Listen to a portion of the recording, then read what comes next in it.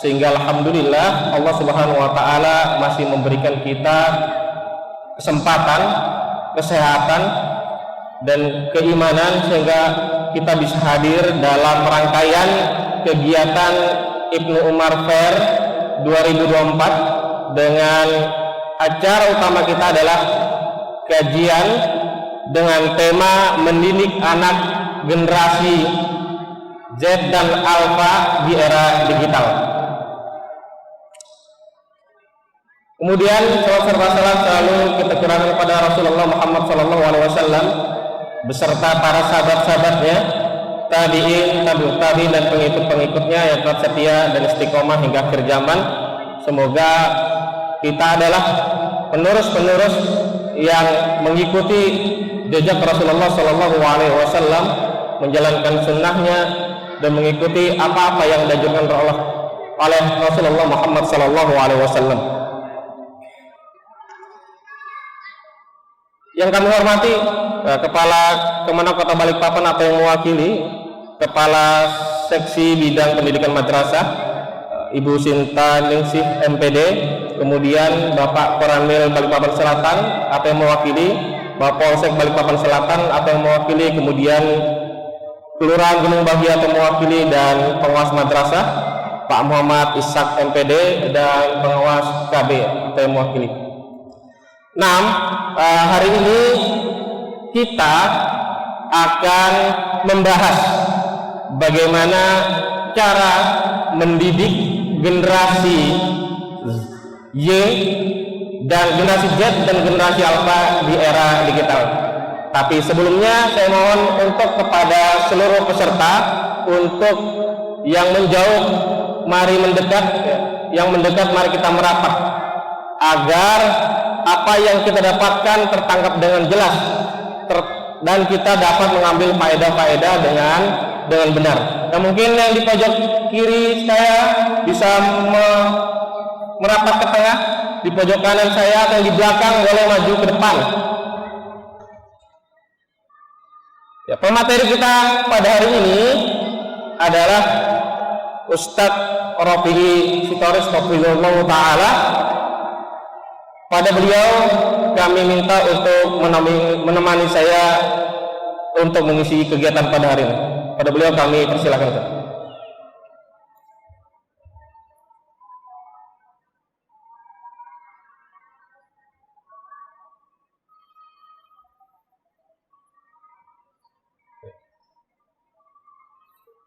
Ya. Ada pepatah mengatakan tak kenal maka tak sayang, ya. Walaupun sebagian jamaah Kota Balikpapan sudah mengenal siapa beliau, tidak salah untuk saya mengulangi, ya, membacakan sedikit biografi beliau. Nama beliau adalah Muhammad Rafi'i Sitoris. Kemudian beliau nama kunyahnya, nama panggilannya adalah Abu Ahmad Rafi'i. Beliau dilahirkan di kota Siantar, Provinsi Sumatera Utara. Kemudian beliau belajar dulu pernah di program pendidikan dai 4 tahun, Tadribul Du'at di Ma'had Zamul Rahman As-Salafid, lulus pada tahun 2008. Kemudian kuliah di Markas Ta'lim An-Mu'din Jami' Al-Imam Muhammad Ibnu Su'ud, Jakarta pada tahun 2018, dan sekarang menjadi mahasiswa pasca sarjana program magister di jurusan studi Islam di Islamic Online University. Adapun riwayat dakwah dan mengajar, beliau berdakwah di Kota Balikpapan dan sekitarnya dimulai dari tahun 2008, dan pada tahun 2010 itu beliau membuka lembaga pendidikan anak-anak Madrasah Ibnu Katsir Balikpapan. Benar, Ustaz? Alhamdulillah. Kemudian pada tahun 2018 beliau membuka lagi lembaga pendidikan, ya. Membuka lagi lembaga pendidikan ini khusus dai dan tahfidz Al-Qur'an Ma'had Al-Imam An-Nasa'i. Nah, sebelum kita masuk kepada acara, izinkan saya memberikan pengantar sedikit terkait masalah generasi Z dan Alpha. Kalau kita melihat laman yang dilansir dari laman BPS, itu sebenarnya BPS juga sudah membuat klasifikasi generasi. Yang saat ini yang hidup berdampingan ada 5. Yang pertama adalah generasi baby boomers yang kelahiran tahun 46 sampai 64, kemudian generasi X tahun 65 sampai 80. Generasi Y, ini generasi saya ini, yang lahir tahun 81 hingga tahun 96. Kemudian generasi Z adalah generasi yang lahir tahun 97 sampai 2012, dan generasi post Z. Post Z atau juga dikenal dengan generasi Alpha atau juga generasi A, yaitu lahir pada tahun 2013. Nah, mungkin kalau bapak-bapak di sini silakan diklasifikasi sendiri masuk generasi apa ya? Generasi boomer atau generasi milenial atau generasi X? Baik, langsung saja kita dengarkan pemaparan bagaimanakah cara kita mendidik anak kita di era digital ini yang mengalami era disrupsi, yang mana kemajuan, kecepatan perubahan itu berkembang dengan sangat pesatnya. Baik, kepada Ustadz Rofi'i Storus Hafizahullah Ta'ala kami persilahkan.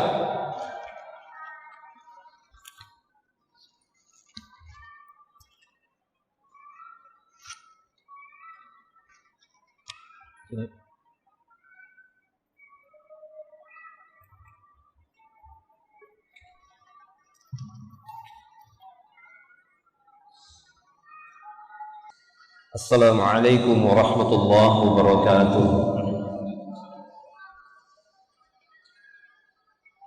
Innal hamdalillah nahmaduhu wa nasta'inuhu wa nastaghfiruh wa na'udzu billahi min shururi anfusina wa sayyiati a'malina. Man yahdihillahu fala mudilla lahu wa man yudlil fala hadiyalah. Ashhadu an la ilaha illallah wahdahu la syarika lah wa ashhadu anna Muhammadan abduhu wa rasuluh.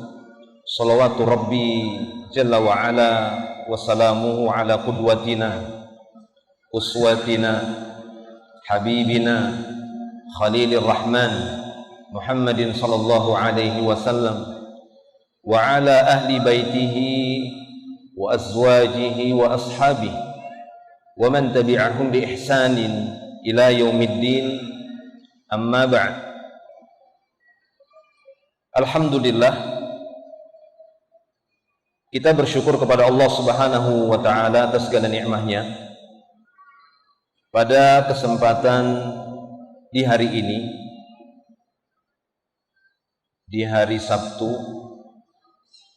mudah-mudahan ini sudah awal Sya'ban sepertinya, atau ini masih di akhir Rajab ya, 29 ataupun 30 Rajab 1445 Hijriah, kurang lebih 14-an abad jarak kehidupan kita ini dengan kehidupan seorang manusia yang mulia, Nabi Muhammad sallallahu alaihi wasallam, sebuah generasi kehidupan yang paling afdal, yaitu orang-orang yang beriman kepada Allah dan Rasul-Nya dan hidup bersama Nabi Muhammad sallallahu alaihi wasallam. Merekalah sebaik-baik generasi yang disebutkan oleh Nabi yang kita jadikan panutan. Khairun nas qarni thumma alladhina yalunahum thumma alladhina yalunahum. Sebaik-baik manusia ada pada generasiku, kata beliau. Qarn, sebagian ulama mengatakan jumlahnya 100 tahun. Jadi sebaik-baik manusia adalah generasiku. Sehingga banyak para ulama menyebutkan tidak pernah didapati sahabat yang hidup setelah 100 Hijriah. Tidak ditemukan seorang sahabat pun yang masih hidup setelah 100 Hijriah. Dan mereka menyebutkan sahabat terakhir yang wafat dari sahabat Nabi sallallahu alaihi wasallam, yaitu seorang sahabat yang berkunyah Abu Tufail. Ya, Abu Tufail Amir ibn Wathilah.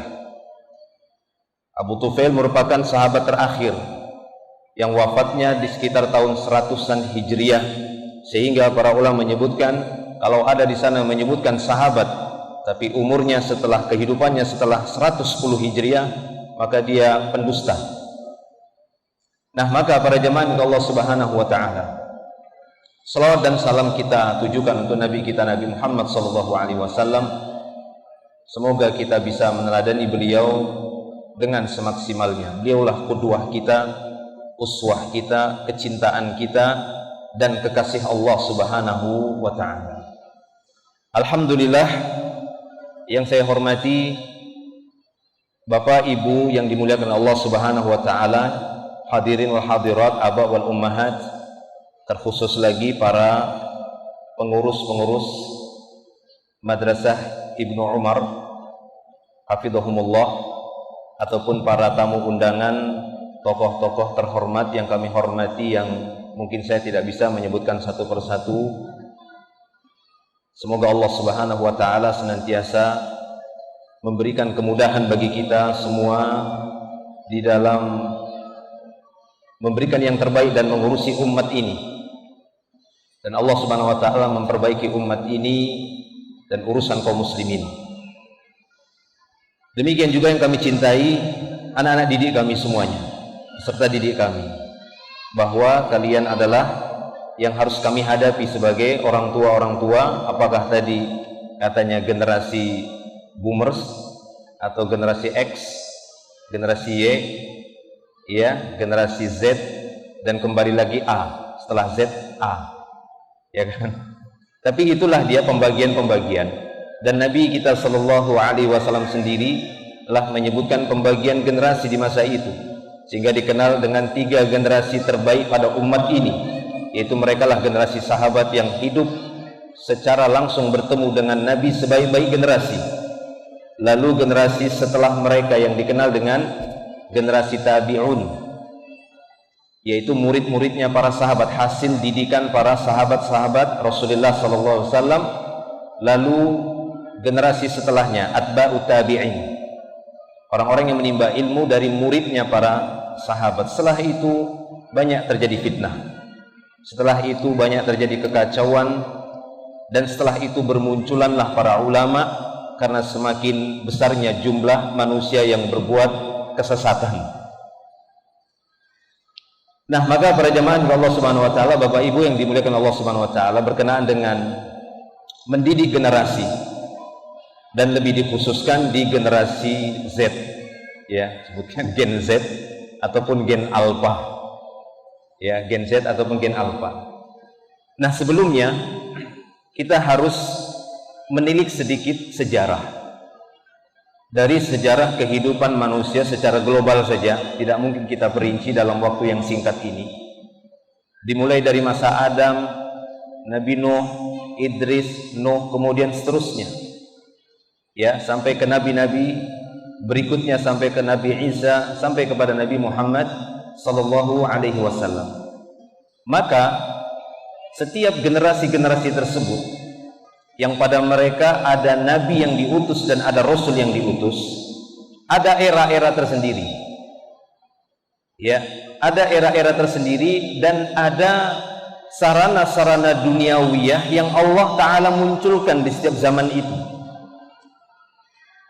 ya, di setiap zaman itu Allah Ta'ala munculkan.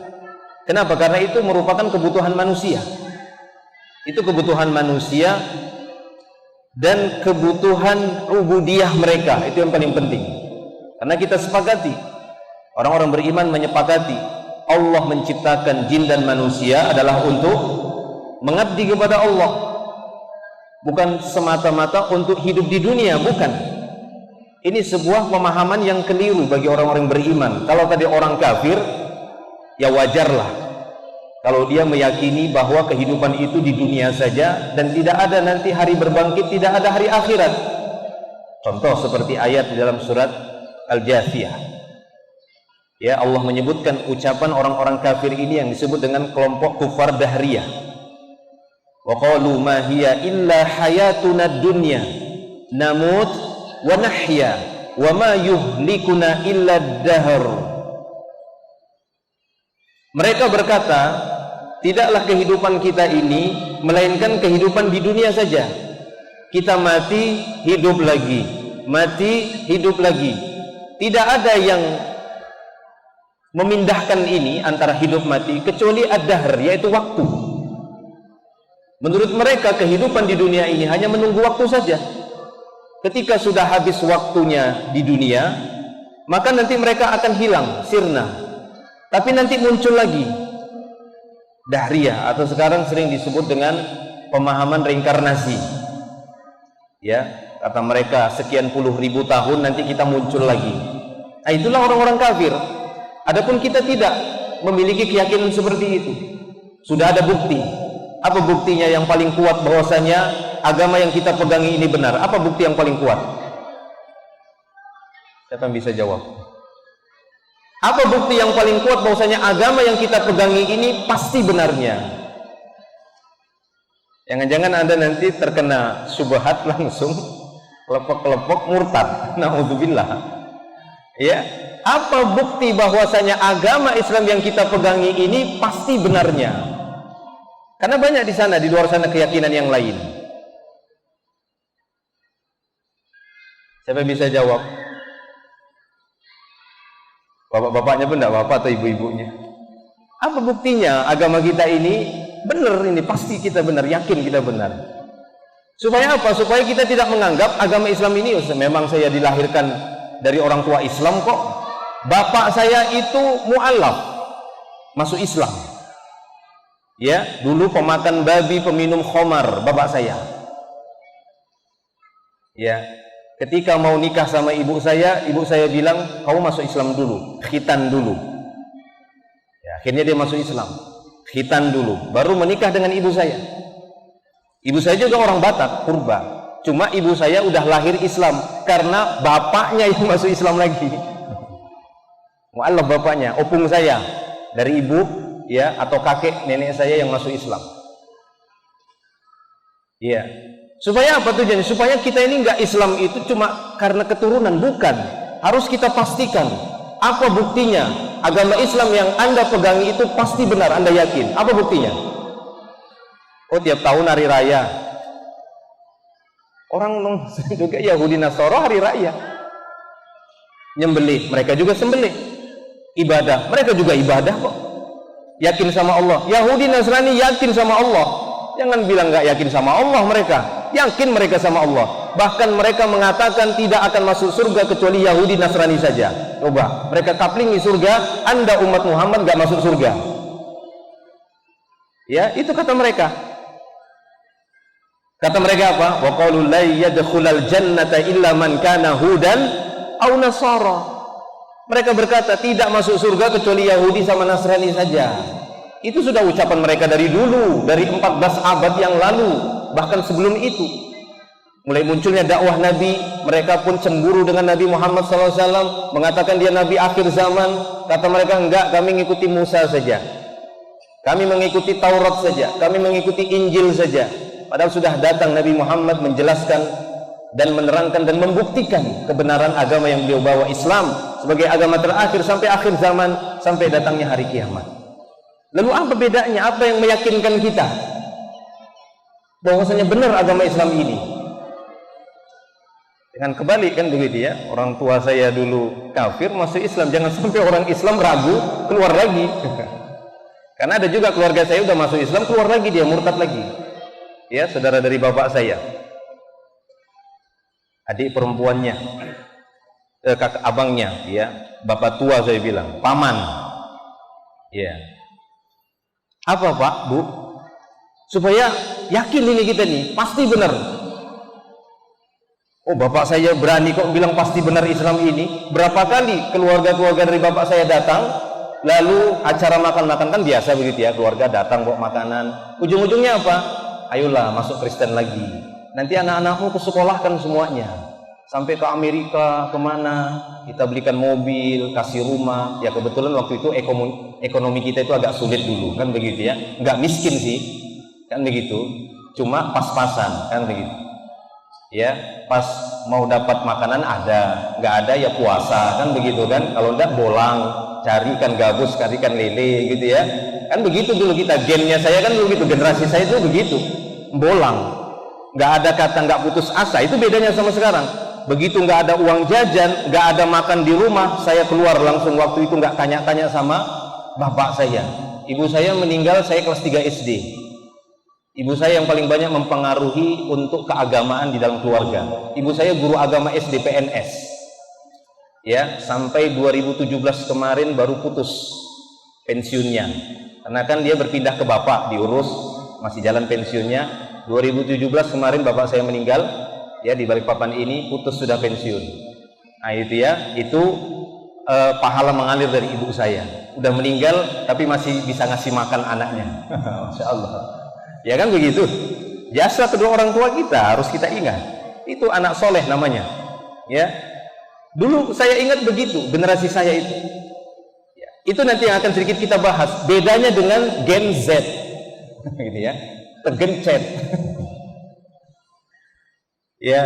Kalau dulu kita lapar, nggak ada uang jajan, keluar kita. Paling bawa parang, bawa saringan, ya, masuk empang, cenggondok di sek-sek, dapat ikan-ikan dulu, kita bilang dulu ikan laga yang bisa diadu itu ya, jual, dapat ikan lele, dapat ikan gabus, rogoh, kan gitu ya, gogoh-gogoh gitu, cari kata, nggetek, dapatkan gabus, jual, ada saja, pergi ke kebun, ya, ngambil jagung, ngambil ini, berpikir langsung, nggak ada langsung, nggak ada, kemudian, aduh nggak ada makan di rumah, nggak pernah itu. Minimal ke tetangga ada pohon jambu, ambil jambu, makan, sehat, ya, ya itu dia. Baik, ya maka kembali tadi, apa yang meyakinkan kita itu Islam itu benar, itu yang paling penting. Kalau masalah makan, rezeki itu dijamin oleh Allah Subhanahu Wa Taala. Nanti perkara-perkara yang kita sebutkan bagaimana tentang generasi-generasi ini. Sebenarnya kalau kita memegangi perkara yang paling pokok di dalam mendidik, mau generasi apapun aman, mau generasi apapun, mau berubah seperti apapun manusia, aman kita. Kenapa? Karena kita punya pegangan.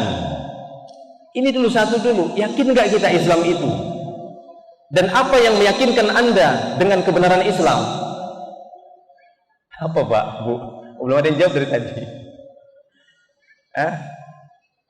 Hampir sama kita, hari raya ada, kan begitu ya, hari nyembelih ada, ibadah-ibadah ada, terus apanya? Silaturahmi, ada mereka juga. Orang saya juga sering didatangi dulu sama keluarga saya Kristen, silaturahmi juga mereka. Ya kita silaturahmi walaupun beda agama, kita kan masih satu nasab. Iya silaturahmi, apanya tuh sebeda? Infaknya, mereka juga bersedekah, berbuat baik. Banyak orang-orang gak Islam berbuat baik, banyak.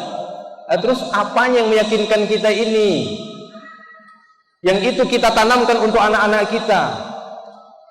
Bapak saya ketika diajak Kristen, berapa kali saya dengar dia mengatakan, enggak, saya sudah masuk Islam, maka saya akan mati di atas Islam. Sering dia berkata demikian. Alhamdulillah.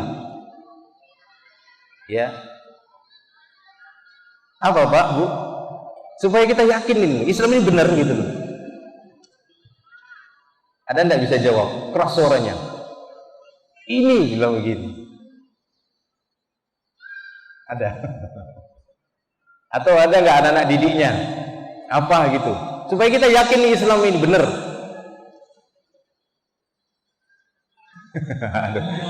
Aduh, siapa yang jawab ini? Bahaya ini. Saya bisa pulang nanti ini.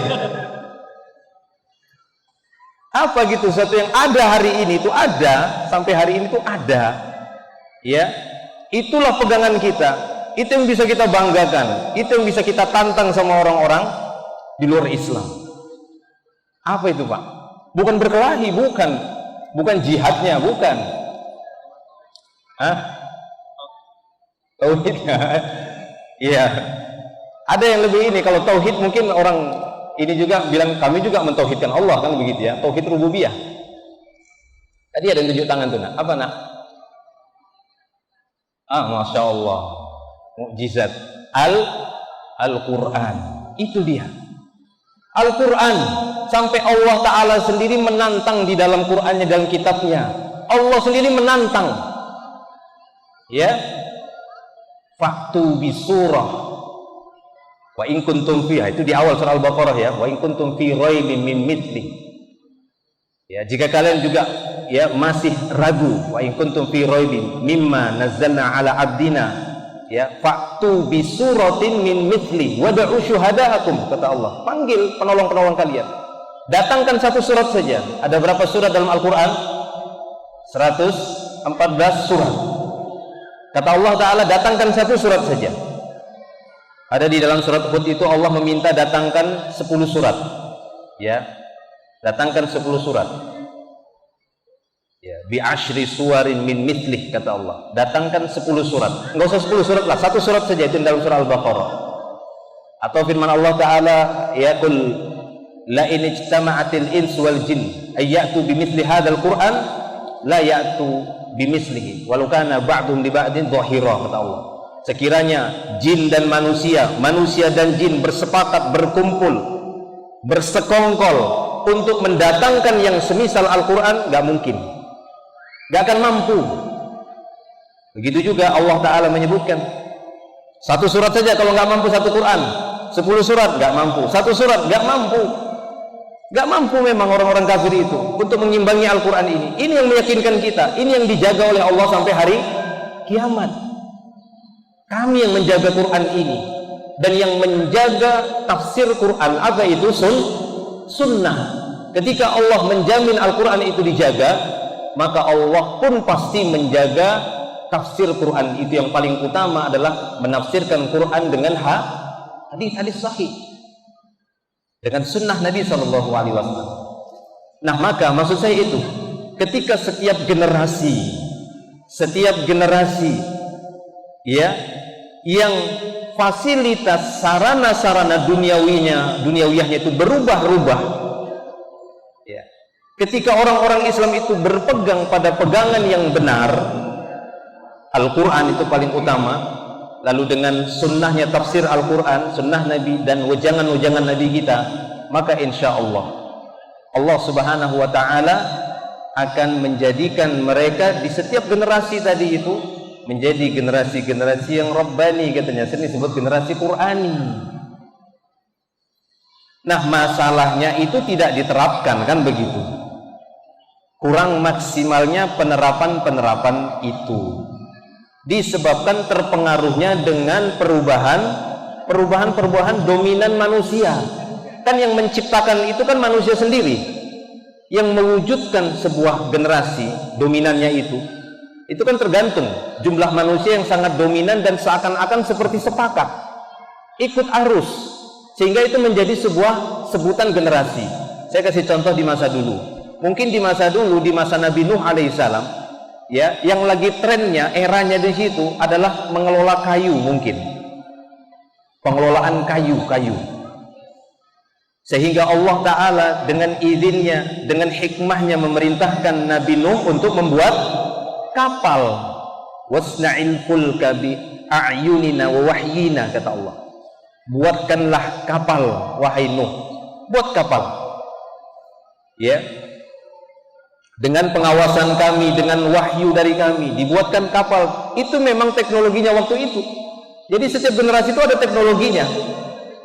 Cuma dengan masa itu, dengan zaman itu yang dominan manusia memiliki kemampuan itu dengan ilham dari Allah. Allah yang mengilhamkan ilmu, semua ilmu, ya, sehingga ilmu dunia yang sifatnya duniawiyah itu tidak diilhamkan oleh Allah Subhanahu wa Ta'ala khusus untuk orang-orang beriman saja, tapi juga kepada orang-orang kafir, orang-orang di luar Islam. Tapi ilmu berkaitan dengan Al-Quran, ilmu berkaitan dengan Islam, maka itu hanya diberikan oleh Allah Ta'ala kepada orang-orang beriman, ya. Sehingga Nabi SAW di dalam sabdanya beliau mengatakan, man yuridillahu bihi khaira yufaqihu fid dini. Siapa saja yang Allah inginkan kebaikan, ini pada orang-orang beriman, bukan pada orang di luar orang beriman, bukan. Siapa saja yang Allah Ta'ala inginkan kebaikan, yaitu pada seseorang, Allah Ta'ala akan ilhamkan kepada dia pemahaman yang mendalam tentang agama. Nah, itu dia. Itu yang penting. Sehingga di setiap generasi yang kita lewati tetap dijaga oleh Allah Ta'ala karena kita menjaga agamanya. Nah, maka kembali tadi, ya, setiap generasi itu seperti di masa Nabi Nuh atau seperti masa Nabi Daud, mungkin tren di sana dengan bahan-bahan besi, pengelolaan besi. Wa 'allamnahu san'ata labusin lakum lituhsinakum min ba'sikum. Ya, kami ajari Daud untuk melunakkan besi sehingga mampu membuat baju perang dari besi. Tujuannya apa? Untuk menjaga kalian saat peperangan dari musuh. Jadi badan tidak langsung terluka. Ketika bertempur dengan musuh, senjata itu terkena baju perang tadi, baju besi tadi. Allah Ta'ala ilhamkan pada waktu itu bagaimana mengelola besi. Ya, dan seterusnya. Nah, cuma di masa-masa mendekati dilahirkannya Nabi Muhammad SAW, itu eranya apa di situ? Masanya apa di situ? Yang trennya kan begitu. Setiap zaman itu ada yang mencuat, ada yang menonjol, yang itu digandrungi oleh manusia, dominan secara umum. Walaupun tidak semuanya, ada sebagian yang nggak ikut-ikutan. Ya, saat ini ada yang mereka bisa menahan diri, nggak terlalu ikut-ikutan dengan era digital, dengan teknologi, biasa saja. Ya, bahkan mungkin masih pakai HP-nya itu HP yang nggak ada kamera kan begitu ya, yang nggak ada layarnya, yang nggak ada sentuhnya, cuma dengan telepon saja. Masih ada yang seperti itu, masih ada. Ya, tapi tidak banyak. Kebanyakannya terbawa arus. Nah, begitulah waktu itu sebelum diutusnya Nabi Muhammad SAW. Apa masa yang tren pada waktu itu? Era apa pada waktu itu? Nah, era paganisme, gitu ya. Ya, era paganisme, ya, panteisme, ya, atau semisalnya. Ya, ini pada masa-masa pada waktu trennya itu menyembah berhala. Itu tren itu. Ya, terus sambung-sambung, qabilah ke qabilah, qabilah ke qabilah, qabilah ke qabilah. Kecuali orang-orang yang ditolong oleh Allah Ta'ala, dilindungi oleh Allah Ta'ala, sehingga pada waktu itu mereka tidak ikut-ikutan dengan keumuman generasi pada waktu itu, manusia pada waktu itu, untuk menyembah berhala dengan berbagai macam model penyembahan-penyembahan. Nah, setiap era ataupun yang memunculkan kebiasaan pada satu generasi itu ada pemulanya. Ada pemulanya itu. Saat ini juga sering disebut dengan generasi TikTok. Ya kan? Ada yang bilang katanya generasi TikTok, gen TikTok kan begitu. Kalau kita kan gennya dulu kan gen rock kan begitu ya. Sekarang kan sudah nggak ada lagi rock itu kan kayaknya kan gagah kan gitu ya. Kalau saya nggak usah cerita, ya. Kenapa? Yang namanya orang Batak itu ya aib nggak bisa main gitar, kan gitu ya. Main gitar sama main catur itu udah dua itu, ya kan? Iya. Kalau saya pulang kampung, kalau opung saya itu kakek saya, itu lapo tua terbesar di kampung itu, ya, kan begitu. Ya, kalau masa kita dulu kan ya masa-masa lagu rock kan begitu ya. Kalau sekarang kan generasi TikTok. Nah, itu kan ada pemulanya. Ada yang memulai itu sehingga tersebar dan menjadi sebuah kebiasaan.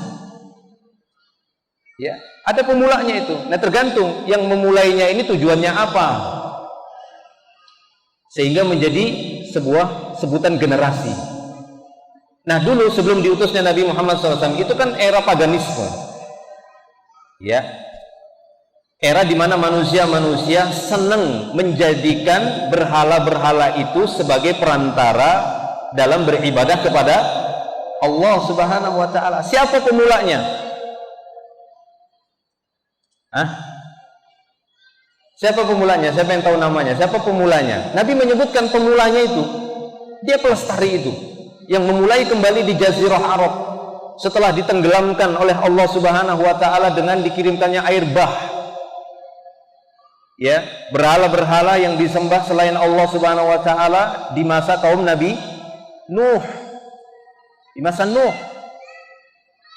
Ya, itu awal mula kesyirikan muncul, tapi ditenggelamkan, hanyut semuanya, tenggelam ke dasar tanah. tapi dikorek-korek lagi sama orang ini. Siapa dia namanya? Ada yang bisa jawab? Bapaknya, jangan ustadznya yang jawab ya. Ada yang tahu? Tidak ada hadiahnya kok Ustaz. Ada yang tahu enggak Bapak? Bukan ustadznya atau anak-anak peserta, orang tua lah, orang tua wali murid lah.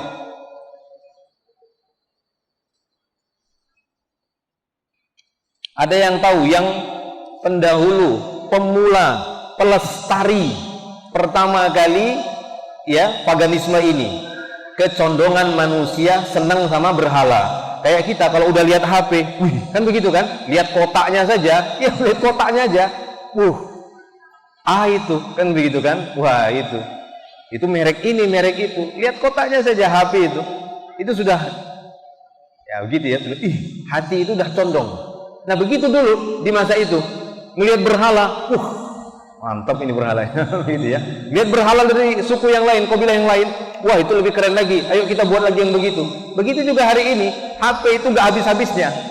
Sampai kalau jamiah universitas itu S1, S2, S3, ada yang produknya sampai S berapa itu, S20, S21, S23 ada. Ya, saking banyaknya sarjananya kan begitu.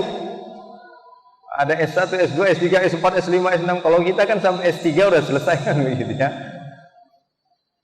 Ada yang tahu siapa yang memulainya? Ya. Hah?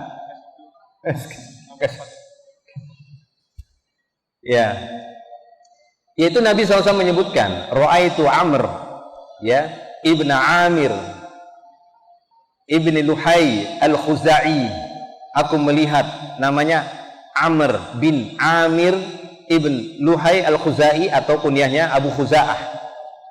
Ro'a itu aku melihat dia, kata Nabi SAW, yajurru qasbahu au am'a'ahu fi riwayatin. Dia menarik-narik isi perutnya. Ya, finnar, di dalam neraka, dia tarik-tarik ususnya ini. Kenapa? Karena awwalu man sayyabas sawaib. Karena dialah yang pertama kali membawa berhala-berhala tadi. Bagaimana disebutkan oleh para ulama sejarah, dia mengorek-ngorek lagi berhala yang pernah ditenggelamkan di masa Nabi Nuh. Itu dia lagi yang buka, yang menggalinya, lalu dia letakkan di Jazirah Arab. Lalu dialah yang pertama kali juga, karena awalus sayyabas sawaib. Sawaib ini sebagian ahli tafsir mengatakan yaitu diambil dari hewan-hewan peliharaan seperti onta. Kalau dulu unta yang bikr, unta yang belum pernah melahirkan, lalu ada anak pertamanya yang lahir, itu dipersembahkan kepada berhala. Apa kita bilang? Biasanya apa kita bilang itu? Sesajen. Nah, itu ya, kita bilangnya sesajen di bahasa kita gitu ya. Menyajikan, sesajen. Tumbal. Nah, itu dia, tumbal. Ditumbalkan hewan ataupun onta tadi, itu pun ontanya khusus. Dari onta yang memang belum pernah melahirkan, anak pertamanya yang lahir kan begitu ya. Dari onta tadi, kemudian itu ya dijaga, lalu itu dipersembahkan kepada berhala, ditumbalkan kepada berhala. Ini orang pertama, dia yang melestarikan itu sehingga menjadilah era paganisme. Muncullah Nabi Muhammad SAW. Dilahirkan dan diutus Nabi Muhammad SAW.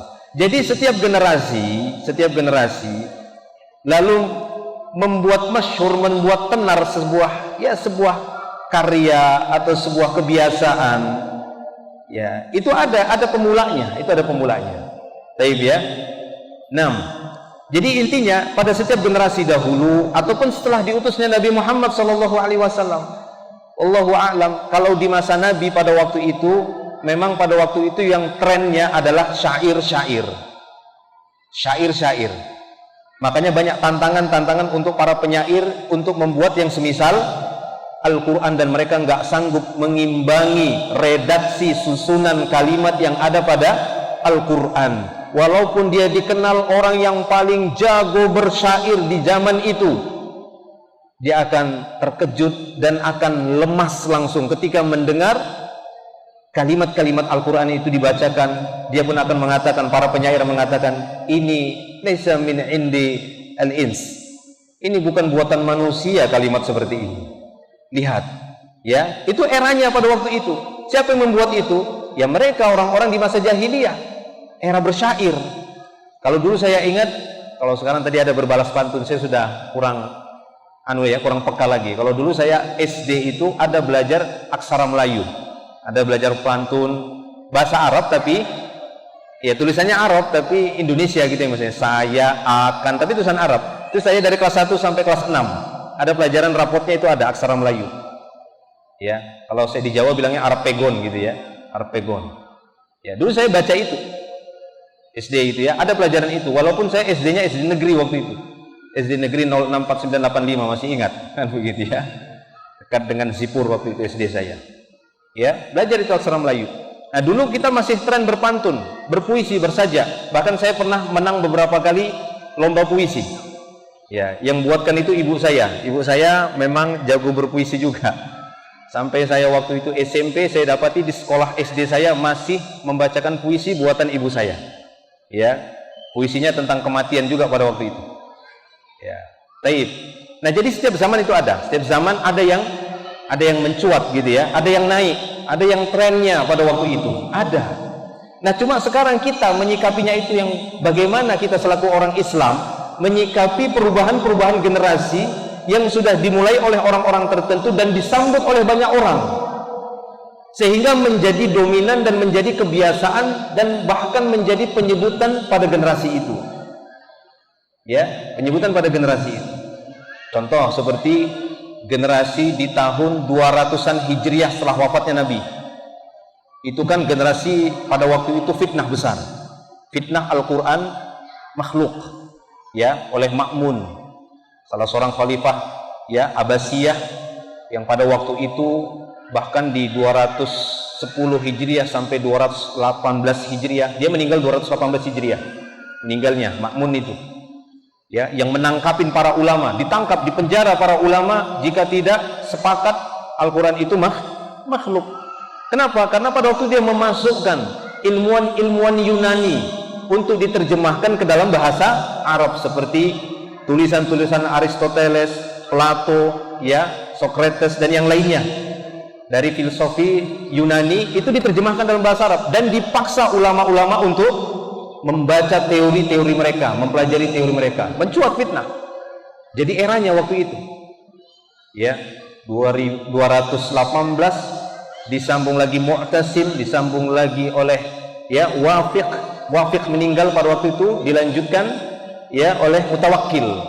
Ya, Mutawakkil waktu itu memimpin di tahun 232 Hijriah, maka dia pada waktu itu membuat surat-surat ke Baghdad dan yang lainnya untuk menghapuskan penekanan-penekanan penguasa terhadap para ulama, intimidasi, tidak ada lagi istilah Al-Qur'an makhluk, itu dicabut ya, sehingga para ulama dibebaskan pada waktu itu. Barulah setelah itu muncullah Imam Bukhari, muncullah ini membuat tulisan-tulisan untuk membantah itu.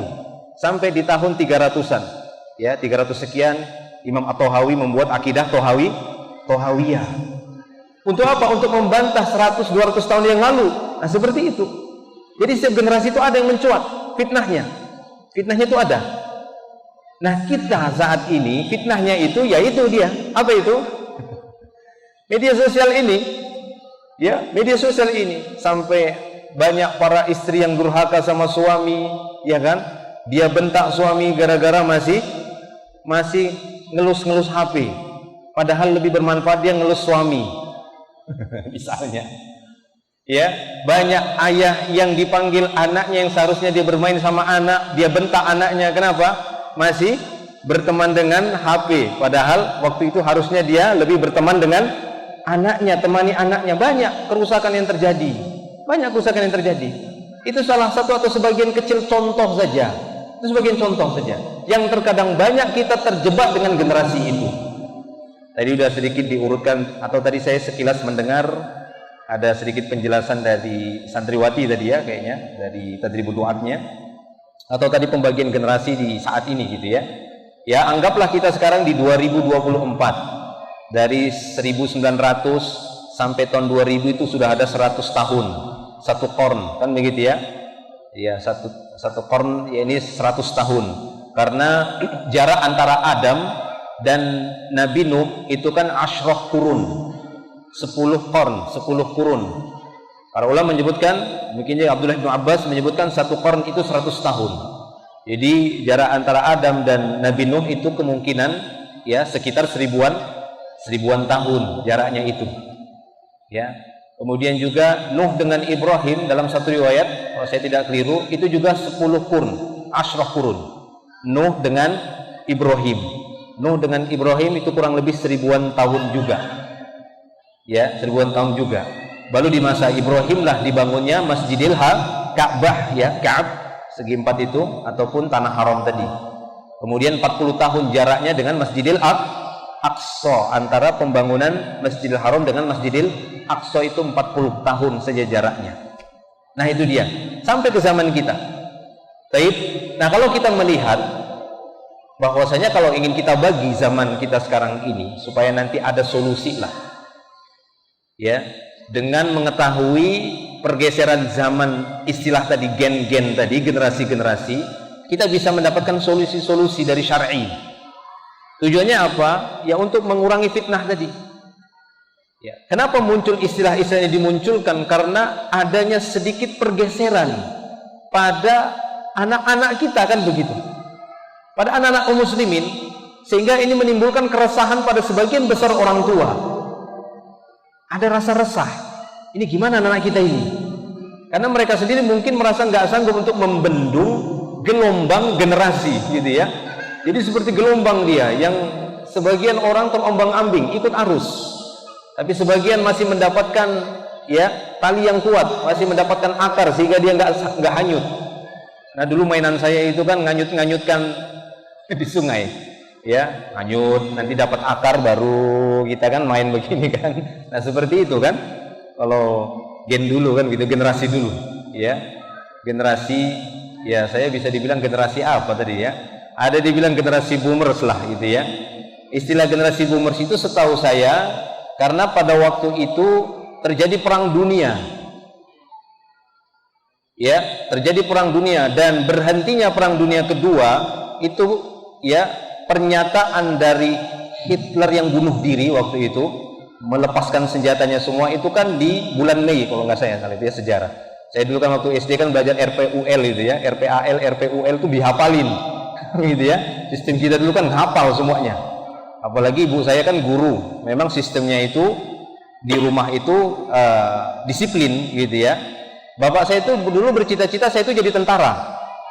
Nah begitu ya, jadi tentara. Jadi saya waktu SD, waktu kecil, dari kelas 1 bahkan TK itu sudah disuruh push up, tinju, kan begitu. Bapak saya juga petinju dulu, kakek saya juga petinju di masa Belanda dulu. Ya, dia petinju, suka di tarung petinju kan begitu. Nah kalau bapak saya pengen itu jadi tentara. Ibu saya pengen saya itu jadi guru agama, sama seperti dia. Jadi sejarah nama saya itu kan dulu sebenarnya ibu saya itu kan mazhab Syafi'iyah. Ya, pengikut mazhab Syafi'iyah yang kuat gitu ya. Ikut organisasi kalau di Medan itu kan banyak Melayu sebenarnya. Aslinya bukan banyak Batak, Melayu. Andalas dulu namanya. Ya, itu Melayu dulu banyaknya. Itu pusat Melayu Medan itu dulu. Pusat Melayu. Makanya lihat saja peninggalan-peninggalannya itu tidak ada yang berkaitan dengan adat Batak, tapi Melayu. Ya, Masjid Raya, Istana Maimun, itu Melayu semua itu. Ya, Melayu.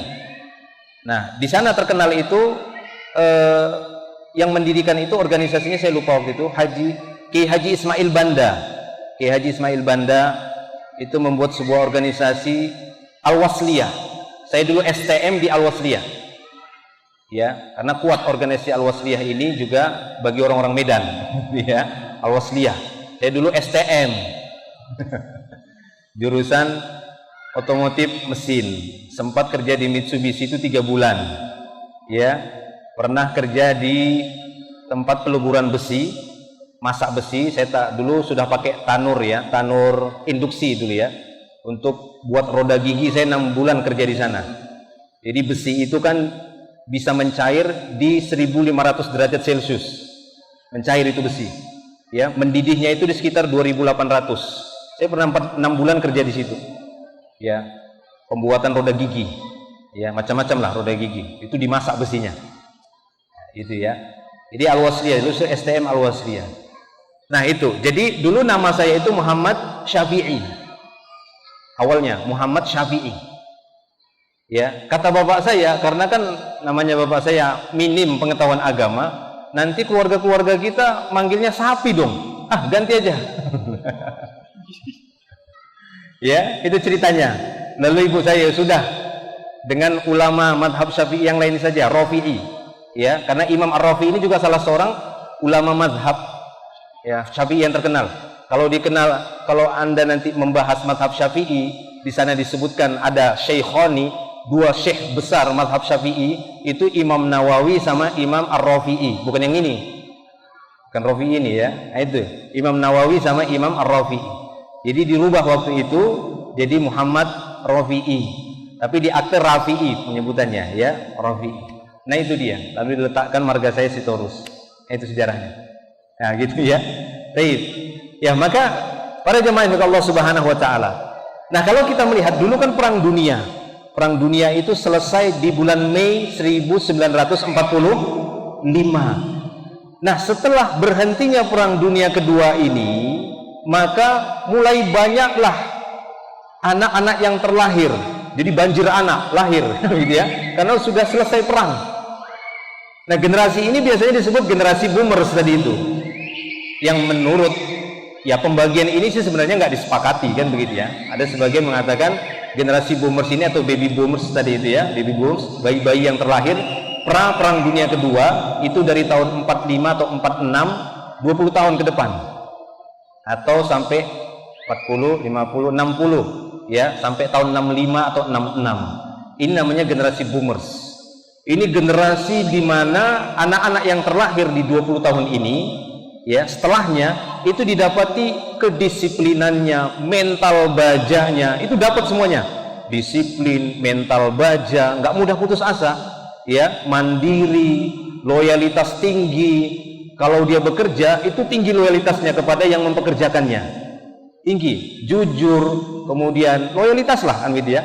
Jadi banyak hal-hal yang berkaitan dengan muamalah itu justru bagus pada zaman itu, dari gen boomers lah kita bilang ya, yang lahir. Ada nggak di sini yang 45, 65? Ada gitu ya.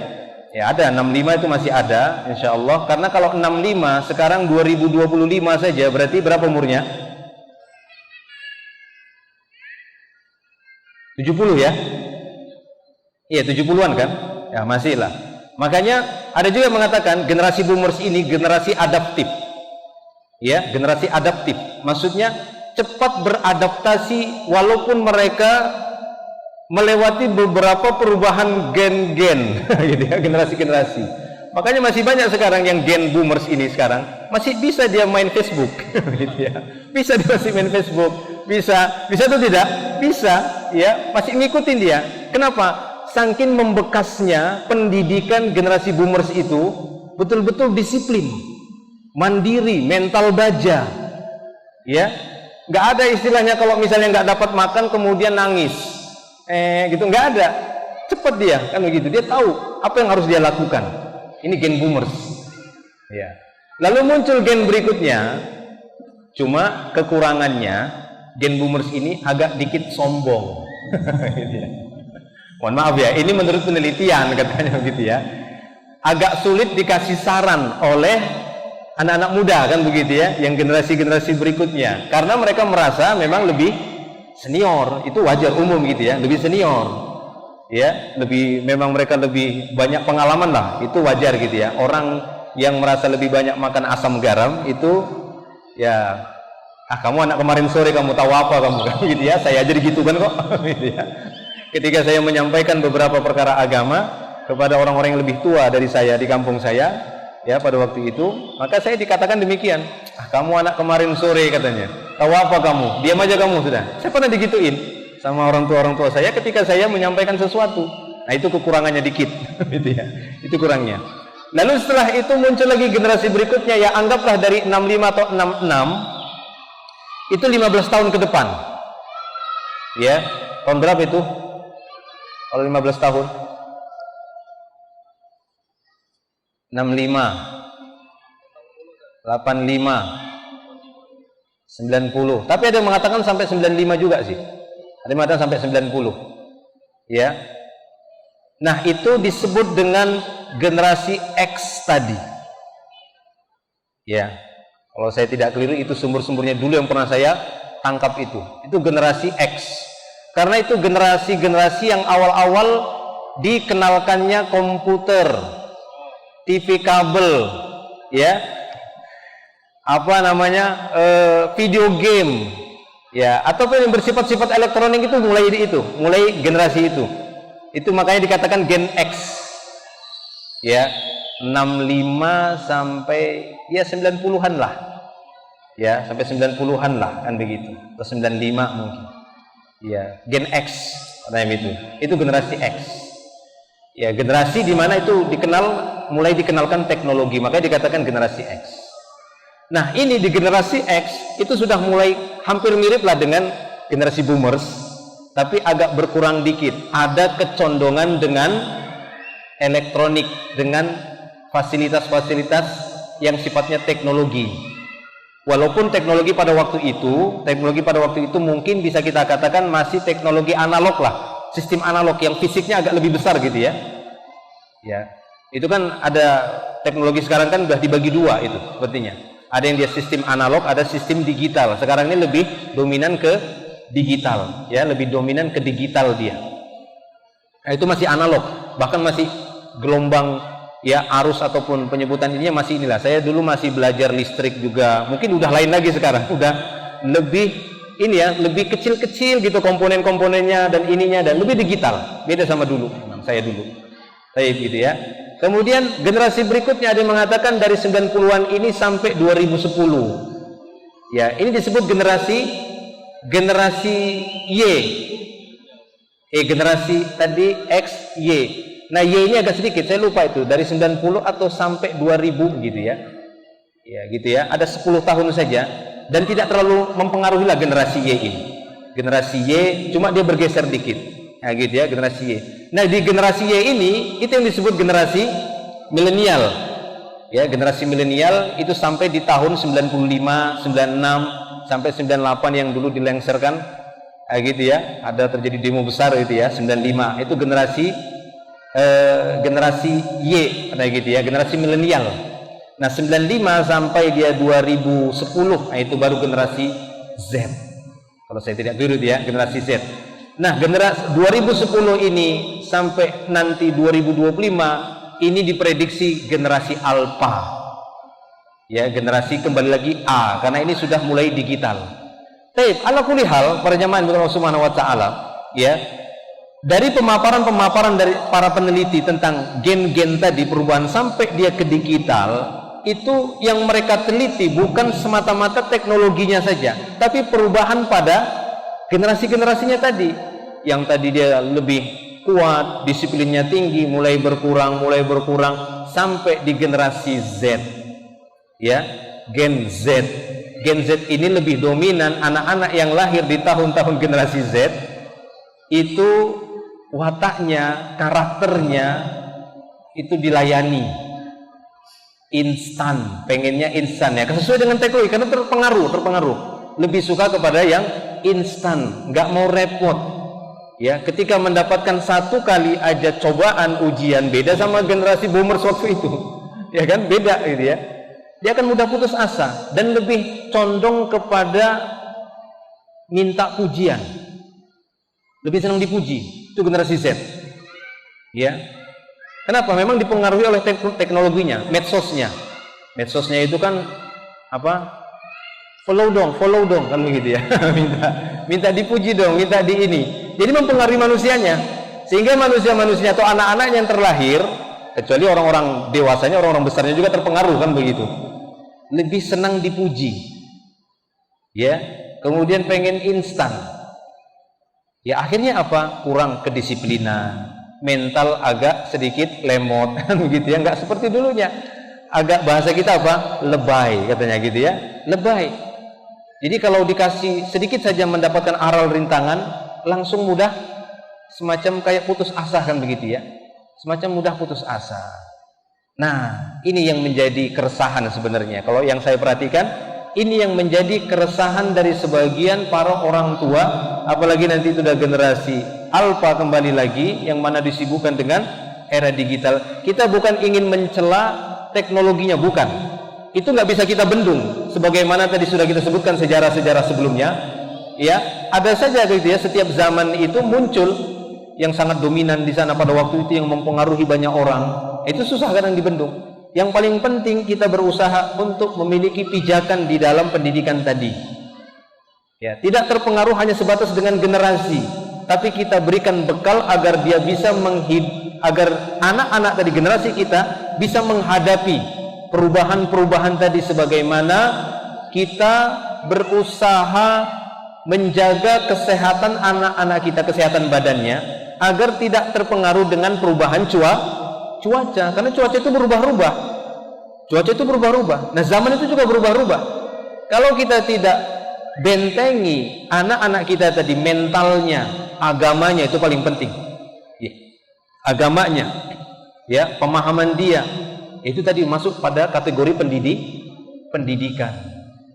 Ya, sebaik-baik pendidikan adalah pendidikan yang sudah dicontohkan oleh Nabi Muhammad Sallallahu Alaihi Wasallam. Beliaulah sebaik-baik pendidik yang mendidik mental manusia pada waktu itu, anak-anak pada waktu itu. Ya, walaupun terkadang situasi ini sangat mempengaruhi. Situasi itu sangat mempengaruhi. Sama tadi generasi boomers itu mempengaruhi karena masa-masa banyak belahan bumi itu sudah hancur, gitu ya. Di mana manusia pada waktu itu harus betul-betul berusaha, harus dinaikkan, berusaha. Jadi nggak ada kata cengeng, ya. Nggak ada kata aduh nantilah, karena semuanya harus berusaha. Para orang tuanya juga mendidik generasi boomers ini dengan didikan-didikan yang sifatnya itu keras lah, kita bilang keras, tegas, nggak ada cengeng, nggak ada nangis, nggak ada istilah misalnya seperti sekarang ini kan, dilihat dulu introvert atau extrovert anaknya, nggak ada, ya. Yang introvert itu jadi, ya, yang extrovert lebih lagi, kan begitu ya, jadi semuanya. Nah, kadang kita memang generasi apa kita ya? Saya 80. Generasi apa itu tadi? X sama Y lah gitu ya. Ya, perpindahan kan begitu ya, antara X dan Y kan begitu. Masih kita dapatilah generasi boomers kan begitu. X masih dekat lah kan begitu dengan boomers tadi, ataupun Y. Z ini memang jauh sudah. Ya, generasi Z tadi, apalagi alpha. Nah, masalahnya generasi Z ini, ya, generasi Z ini mungkin kebanyakan itu pendidik atau orang tuanya itu juga di generasi Z juga, begitu, atau merasakan awal generasi Z, begitu dia. Sehingga ketika mendidik, ya, dengan generasi Z tadi terpengaruh dengan situasi dan suasananya, ya, kecuali mereka orang-orang yang tersadarkan, sehingga mereka tetap memegangi prinsip pendidikan Islam secara benar, itu yang diterapkan di tengah-tengah keluarganya, ya, yang diterapkan di tengah-tengah keluarganya. Saya bukan ingin membanggakan apa yang saya praktekkan dengan keluarga saya, ya, tapi saya dapati alhamdulillah Allah Ta'ala mudahkan anak-anak saya itu untuk HP itu bukan nggak tahu, ya, tahu, tapi mereka sudah tahu sendiri bagaimana menjadwalkannya, ya. Bahkan tanpa disuruh, misalnya Abi mau main game tapi game kurang suka, biasanya nonton apa ini, ya, dia sudah tahu 1 jam dia matikan, udah selesai. Loh, kok udah selesai, nggak nyambung, udah 1 jam aja kan tadi katanya, begitu ya, udah, ya. Itu diantara bukti-bukti keberhasilan, ya, menata pendidikan di dalam rumah tangga ataupun pada anak-anak pendidikan tadi, pada anak-anak kita, ya. Seperti contoh, saya sering membekali di rumah itu, saya bekali kepada mereka bedanya masjid dengan tempat mainan. Itu saya sebutkan. Masjid itu tempat orang untuk berkhidmat kepada Robnya. Sangat diinginkan ini ya, suasana hikmah. Ya, kita sebutkan bagaimana dulu Umar bin Khattab hampir memukul orang yang teriak-teriak di masjid ini, sehingga dia paham kalau mau main bukan di masjid. Itu saya sampaikan kepada anak saya. Maka alhamdulillah ketika ke masjid dia tahu memposisikan diri. Ketika di masjid memang dia duduk untuk sholat, dia paham itu. Ketika mau main baru di luar tempat bermain. Ya, walaupun kita bukan mengharamkan main di masjid, enggak. Kita tidak pernah mengharamkan anak-anak bermain di masjid, tapi yang perlu kita rapikan ada waktu-waktunya dia bermain di masjid, ada waktu-waktunya dia untuk khidmat, mendengar ataupun beribadah. Karena di masa Nabi pernah anak-anak bermain perang-perangan di masjid. Pernah atau tidak? Pernah di masa Nabi. Dan Aisyah nonton dari balik punggungnya Nabi waktu lebaran, waktu hari raya. Ya, anak-anak Habasyah main perang-perangan di dalam Masjid Nabawi. Tidak dilarang oleh Nabi. Bahkan Aisyah nonton dari belakang pundak Nabi. Sudah, kata Rasulullah, belum. Gitu ya. Aisyah nonton ya permainan itu. Nah, begitu. Ya. Jadi yang paling penting bagi kita, pesan saya, yaitu kita para orang tua coba kembali lagi melihat bagaimana pendidikan Islam itu membentuk anak-anak soleh. Itu kita usahakan, insya Allah bisa. Ya, teknologi ini nggak menghalangi, justru memudahkan. Justru memudahkan. Teknologi ini memudahkan. Di mana dulu para salaf terdahulu, kalau ingin mendapatkan satu hadis, mereka harus menggunakan transportasi yang memakan waktu sebulan. Naik kuda, naik onta sebulan, ketemu dengan seorang ulama untuk mencari dapat satu hadis saja. Sekarang ulama didatangkan, bahkan kita bisa hadir di majelis ulama walaupun kita di Indonesia. Dengan teknologi informasi yang Masya Allah, canggih. Bahkan mungkin bisa-bisa saja nanti belakangan ada yang namanya apa itu yang holo itu ya kan, cek gitu ya, nggak pakai layar gini lagi, memang layarnya di sini kan begitu. Atau bisa nanti, dulu saya pernah lihat film-film kartun itu apa ya, film lorong waktu yang gini masuk ke siapa tahu gini kita bisa masuk ke ini kan Masjidil Haram langsung. Ada teknologi cepat seperti itu, ya bisa saja kan begitu kan. Lorong waktu dengan teknologi kemudian bisa mengantarkan benda padat itu dengan cepat kan begitu. Kalau dulu kan saya belajar menghitung kecepatan benda itu kan, benda berat 1 kg, berat jenisnya apa kan begitu kan, dilemparkan dari atas jarak 30 meter, berapa kecepatan rata-rata. Nah itu kan bisa dihitung gitu ya. Saya dulu STM, jadi hitung-hitung fisika gitu ya, kecepatan mesin, berapa volume silinder itu kan dihitung ya, prinsip kerja solar itu gimana, bensin itu gimana. Yang mana solar itu tidak seperti bensin, nggak memerlukan percikan api, tapi ya dari apa yang namanya untuk menginjeksikan solar tadi supaya dalam bentuk gas kan begitu. Nah itulah kan begitu ya. Itu pun dipelajari, itu ilmu sebenarnya dari hasil penelitian manusia, dan itu teknologi bagus dan bagus. Akan tapi jangan sampai meninggalkan Islam. Nah itu dia. Justru itu kita jadikan sebagai penguat agama Islam, sebagai wasilah untuk menguatkan agama kita ini. Ya, untuk menguatkan agama kita ini. Baik. Jadi itu mungkin pesan saya, singkatnya saja. Ya, saya tidak bisa memberikan terlalu banyak karena waktunya yang singkat memang. Intinya kita kembali lagi mengkaji. Saya tidak katakan diri saya berhasil, masih banyak kekurangan, tapi saya dapati alhamdulillah Allah memudahkan, sehingga mungkin sebagian ada yang kesulitan, ini anak saya itu gimana, tapi alhamdulillah anak saya nggak ketinggalan zaman, bisa main komputer, bisa main HP, bisa, tapi mereka tahu mengatur waktunya. Ya, mereka tahu mengatur waktunya, bahkan mereka tahu mengatur tempat gitu ya. Mereka paham ini tempat, ini bersama orang tua, gimana sikap yang baik sama orang tua. Kan belakangan kan, oh anak-anak Gen Z ini kurang adab dan akhlaknya. Saya katakan, ya ini pendidiknya yang harusnya memulai. Karena kan anak itu awalnya kosong, owe-owe gitu ya. Bayi nggak tahu apa-apa. Berarti ini kegagalan dari pendidik. Ya, saya tertantang waktu itu. Ya, saya tertantang. Makanya alhamdulillah Allah panjangkan umur saya. Anak saya 3 itu saya awasi, lahirnya itu saya temani, keluarnya itu saya temani. Ya, keluarnya saya temani, saya pegang, saya doakan, semua saya terapkan. Ya, itu dia yang penting. Semua kita terapkan. Ya, mohon maaf bahkan anak-anak saya, bukan saya ingin mengharamkan, bukan ya. Ini masalah ikhtiar saja. Ya, 3 anak saya ketika lahir itu saya harus tanda tangan tidak tidak divaksin. Anak saya 3 divaksin. Ya, 3 lahir harus divaksin. Saya harus tanda tangan waktu itu. Tanda tangan Pak, nanti kita yang salah, iya saya tanda tangan. Enggak divaksin. Tapi saya doakan terus. Ya, saya doakan terus. Ya Allah sehatkan anak saya. Ya Allah sehatkan anak saya. Jaga anak saya ya Allah. Tolong anak saya. Sehatkan anak saya. Sehatkan ya Allah. Betul-betul kita minta sama Rabb kita. Kita punya Allah kok. Nah, masalahnya kita itu udah kurang doanya. Itu satu lagi. Kenapa? Kita lebih disibukkan dengan ini, disibukkan kita dengan ini. Kalau sekiranya kita bagi waktu, ya ini bisa sejam, ya pakai timer lah, tit bunyi matikan, sisa setengah jamnya ngapain? Doa setengah jam. Loh kenapa? Doa Anda setengah jam, ya minta saja sama Allah berulang-ulang, ya Allah aku minta ini, minta anakku supaya mudah ininya, minta aku rizki ya Allah supaya aku dimudahkan rizkiku, dibanyakkan hartaku, diberkahi hartaku, supaya mudah nyekolahkan anakku. Sudah minta saja sama Allah. Ya, saya begitu juga, minta aja sama Allah Subhanahu wa taala. Bukan sombong, tidak divaksin, tidak dimusuh, bukan sombong, kecuali pas kemarin ya, pas pandemi itu terpaksa gitu ya. Ya karena memang prosedurnya begitu, ya sudah. Tapi waktu lahir anak saya tiga-tiganya tidak saya imunisasi, tidak saya vaksin. Sampai sekarang nggak ada kan begitu, nggak ada. Tapi itu kita harus punya solusi yang lain. Jaga makanan anak kita, kan begitu. Upayakan yang makanan-makannya itu tidak makanan instan, itu tidak terlalu banyak.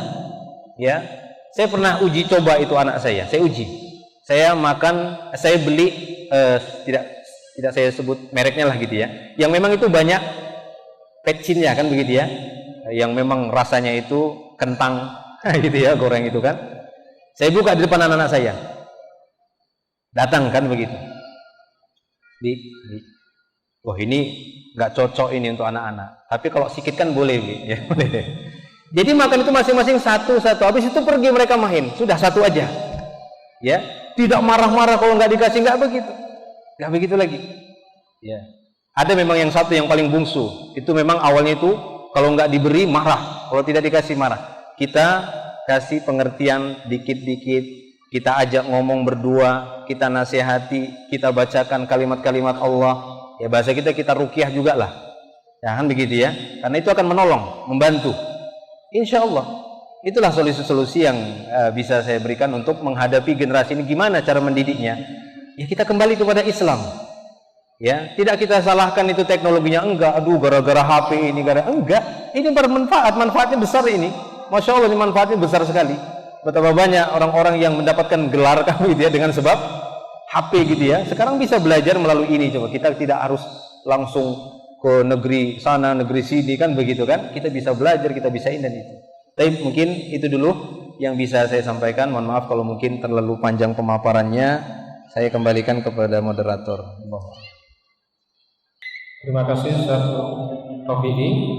Di sini sudah ada beberapa pertanyaan yang masuk kepada saya. Ya. Sini ada, saya bacakan dulu 2 pertanyaan. Nanti kalau misalnya masih ada waktu, kita lanjutkan pertanyaan berikutnya. Yang pertama Ustaz, bagaimana kita mendampingkan era digital dengan konsep pondok yang turun-temurun no gadget labelnya? Mungkin ada pondok yang tanpa handphone gitu, nggak boleh masuk. Yang kedua, pembelajaran berbasis internet mulai digaungkan di era ini. Mana yang lebih besar maslahat atau mudaratnya, baik dari sisi tulab, ortu, dan pola belajar secara materi, kurikulum maupun non kurikulum. Mungkin itu sih. Yang pertama tadi apa? Pondok yang kan pondok dengan era digital, mungkin pondok yang tidak ada no gadget labelnya gitu. Iya, seperti yang saya sebutkan tadi ya. Permasalahannya itu bukan pada semata-mata teknologinya, tapi prinsip dasar pendidikan itu dulu yang kita berikan. Itu yang perlu kita persiapkan. Apa itu harus memang nggak bisa kita sebutkan di sini gitu ya. Apa prinsip-prinsip dasar dalam mendidik anak yang memang itu sangat perlu untuk anak.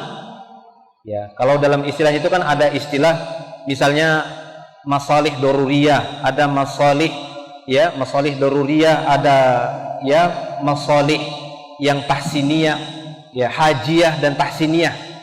Nah, gitu ya, kemaslahatan yang sifatnya doruriyah, ada kemaslahatan yang sifatnya hajiyah, ada kemaslahatan yang sifatnya tahsiniyah.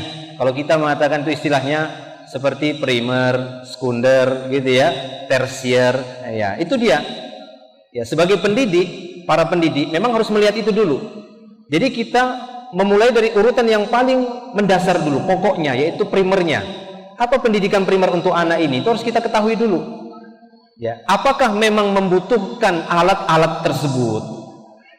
Nah kan itu dulu kan? Apakah memang membutuhkan itu atau tidak membutuhkan demikian? Nah itu harus kita kaji. Kalau memang tidak membutuhkan alat-alat tersebut, ya sudah, berarti kita sederhanakan saja. Kalaupun itu memang mau dilibatkan, tidak masalah kan begitu. Nanti masing-masing sekolah kan memang itu berbeda-beda. Berbeda-beda nanti dia kecondongannya itu mau kemana. Nah kan begitu ya, mau dicondongkan kemana. Tapi semua sekolah-sekolah seharusnya, apalagi sekolah-sekolah yang berbasis Islam, harus sudah tahu apa pendidikan dasar yang harus diberikan kepada masing-masing marhalah tadi, kepada masing-masing tingkatan peserta didik, baik itu dari PAUD-nya atau TK-nya atau SD-nya, SMP-nya sampai SMA-nya. Nah, maka masing-masing itu harus diketahui ini apa jenjang-jenjang ini yang harus diberikan. Ya, walaupun kadang ada yang sifatnya itu seperti telat. Seharusnya itu diberikan pada waktu TK, akan tapi dia nggak dapat masuk di SD. Nah, itu akan mengalami kepincangan biasanya. Tapi terkadang ya bisa saja itu dikejar akselerasi, tapi kadang nggak bisa terkejar. Yang kita maksud ini pendidikan mendasarnya kan begitu ya, pendidikan yang mendasarnya. Nah, sebenarnya pendidikan yang mendasar yang bisa kita simpulkan dari apa yang diwariskan dari para salaf terdahulu, pendahulu kita, baik itu dari Rasulullah Shallallahu Alaihi Wasallam ataupun yang terus diikuti oleh para sahabat-sahabatnya, memang yang paling mendasar itu yang berkaitan dengan agama. Karena itulah dia dorurinya kita. Agama itu diletakkan paling mendasar, paling awal, lebih daripada jiwa kita, lebih daripada harta kita, ya, lebih daripada akal kita. Ya, kan ada tuh khamsun doruriyat katanya biasa gitu ya. Yang paling pertama itu ad-din. Baru dia masuk nanti ya an-nafs wan nasl wal aql wal mal. Yang paling utama agama.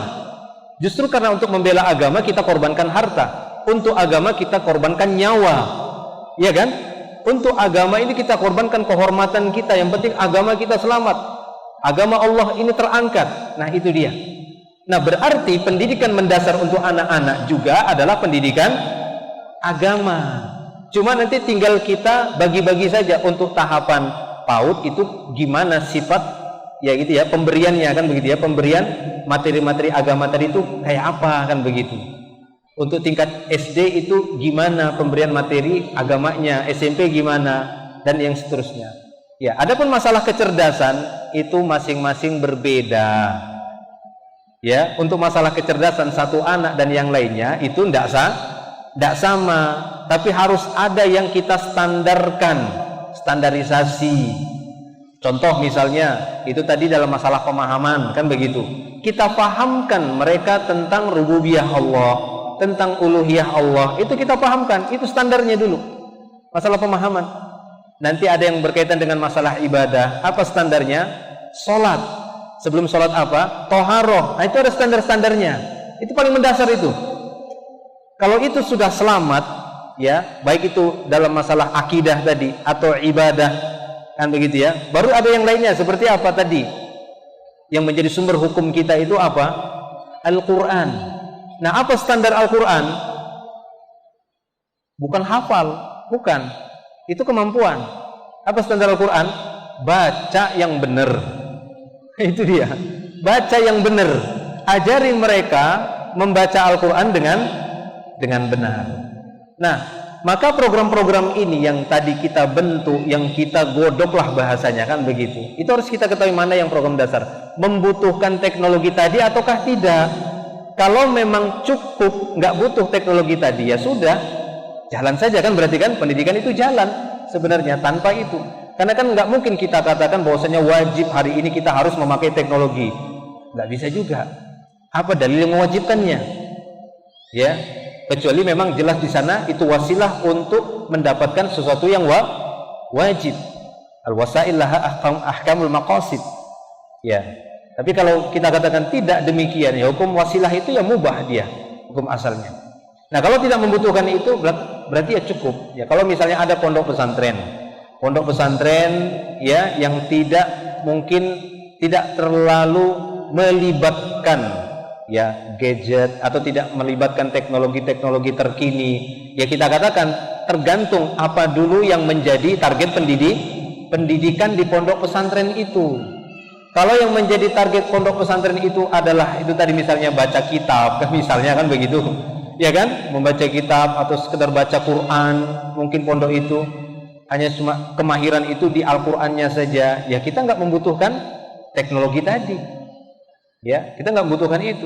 Tapi kalau memang dia berkaitan misalnya dengan IT kan begitu ya. Oh, itu memang pembekalan sekolah itu memang ingin menjadikan generasi itu nanti bisa menguasai teknologi. Ya memang membutuhkan itu.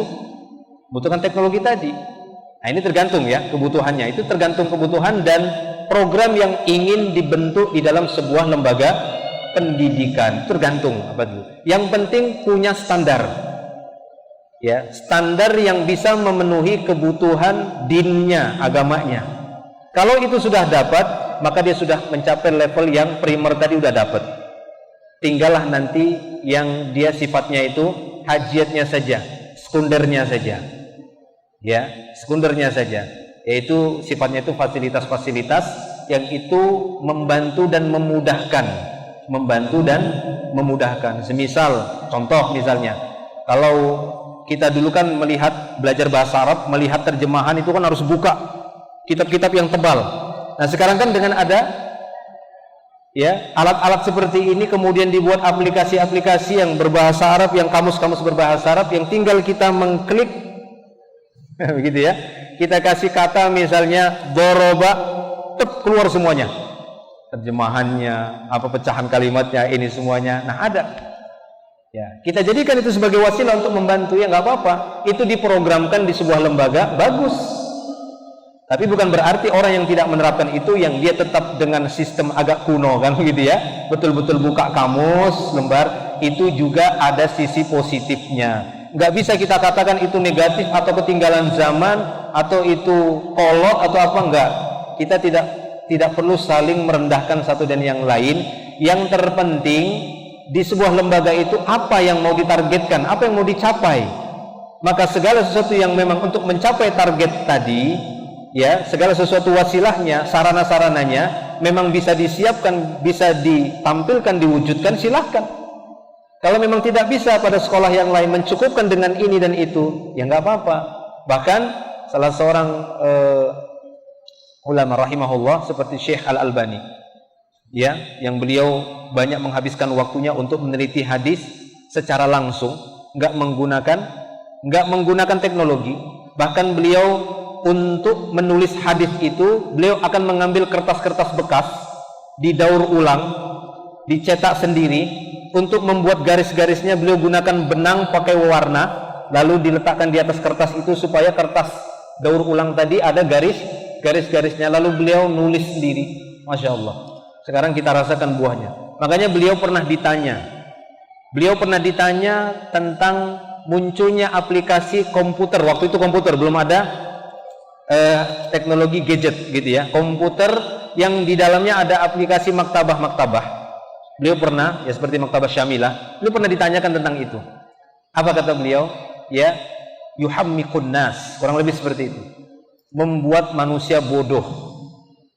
Ini fatwa beliau gitu ya, ini ijtihad beliau. Karena menurut beliau, ya generasi yang sudah disibukkan ataupun tergantung dengan itu, akhirnya apa? Malas untuk buka nyari gitu ya. Tinggal klik aja kok gitu ya. Nah itu tadi perubahan itu dia.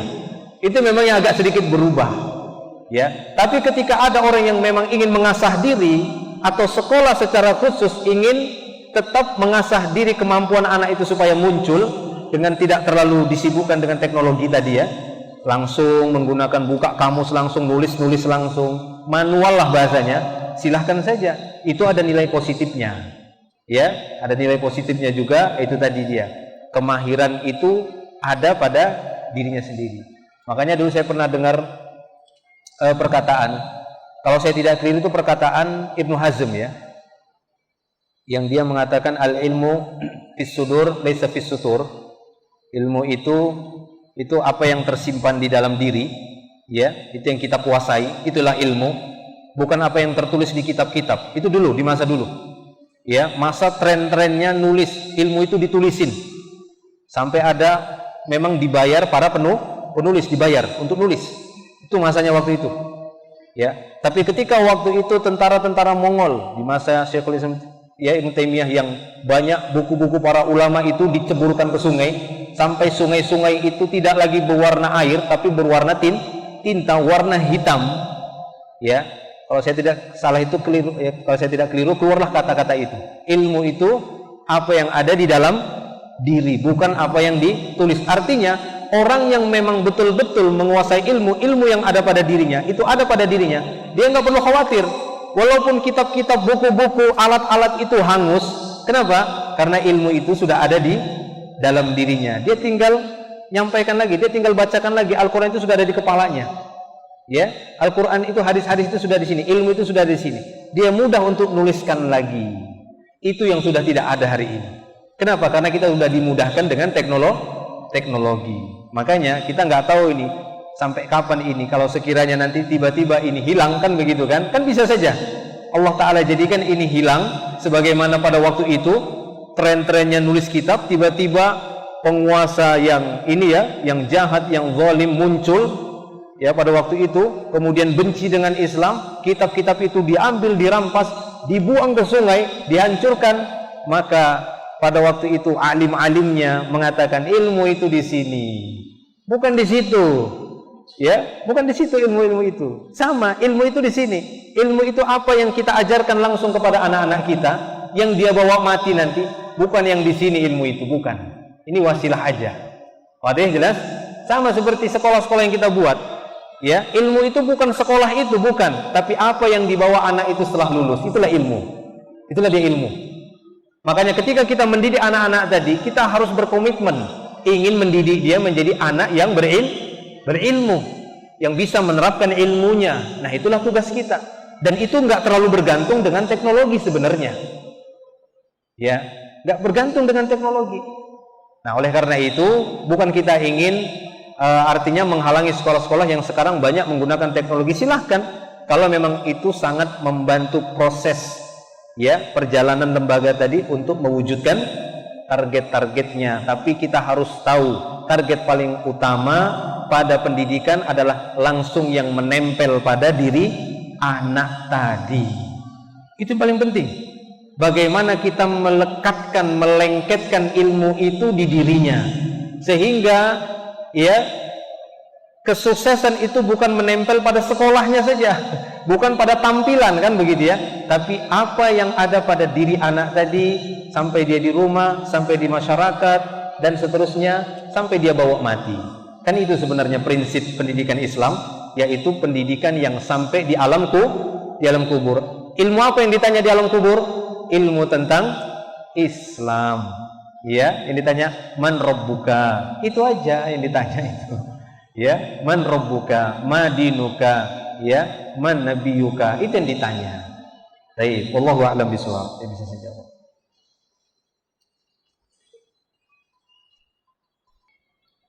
Ada pertanyaan lagi, Ustaz? Mungkin cukup satu pertanyaan ya.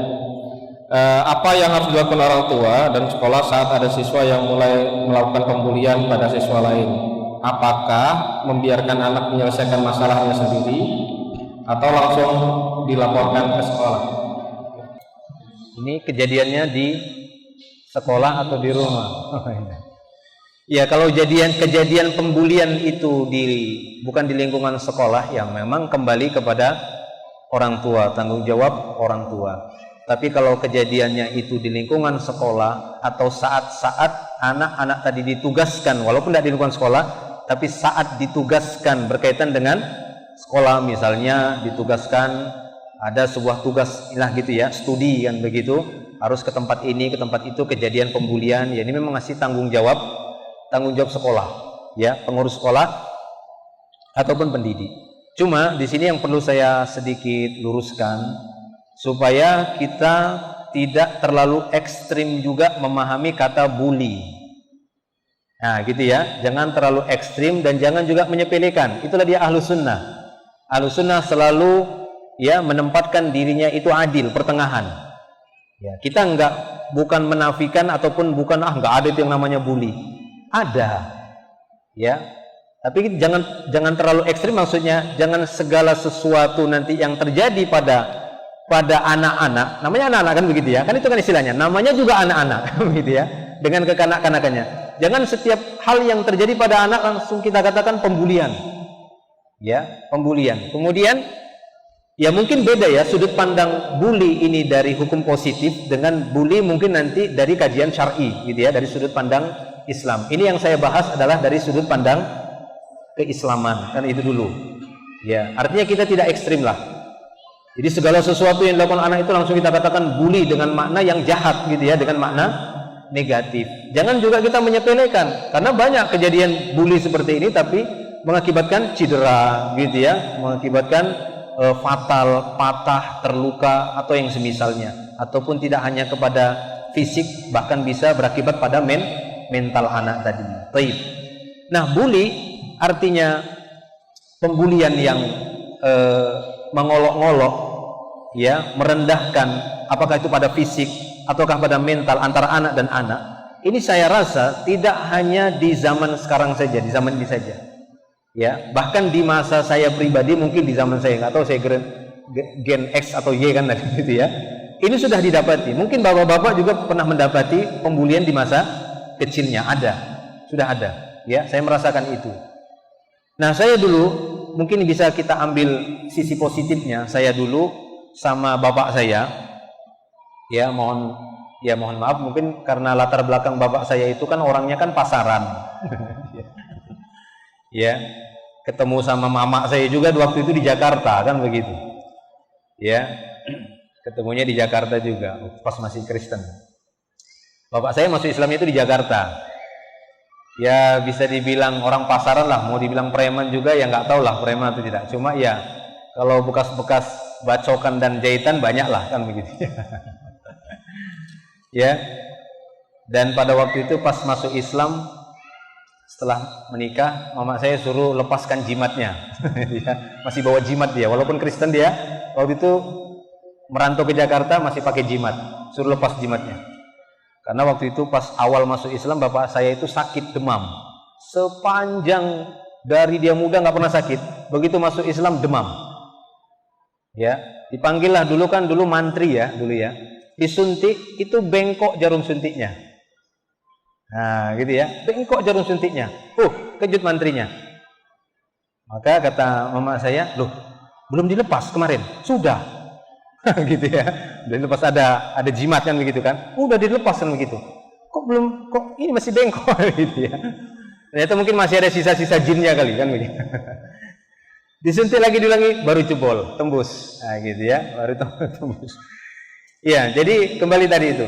Jadi karena memang dulu latar belakang mungkin ayah saya itu pasaran, jadi saya mungkin dididik itu memang agak keras, ya. Tapi ibu saya mendidik sangat lembut, beda gitu ya.